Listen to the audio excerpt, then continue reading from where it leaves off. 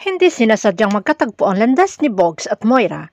At ang masakit pa ay si Moira na ang bumangga kay Bogs kaya nasira ang telepono nito at itong si Moira pa ang may ganang magalit at inihampas palalo ang nabasag na telepono ni Bogs para tuluyang masira. Sa pagiging matapobre ni Moira ay pinangalandakan pa na siya umano si Moira Tanyag.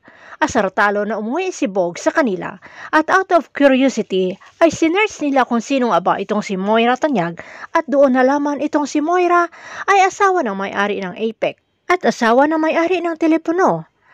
Nagkaisip naman si Bogs kung paano magkapera, kaya nang pumunta na sila, Diyos sa Annalyn at Doc RJ para kunin ang telepono, ay kumaripas ng takbo si Bogs na laking pinagtataka nila Annalyn, Diyos at Doc RJ kung bakit tumakbo itong si Bogs.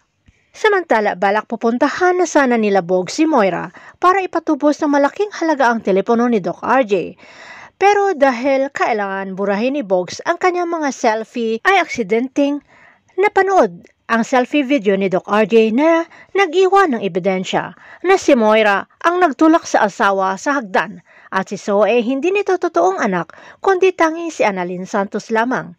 Dala ng kagipitan o dala ng masamang intensyon ay agad hinanap ni Bogs sa contact list itong pangalan ni Moira at tinawagan at pinapatubos ang telepono kapalit ng malaking halaga.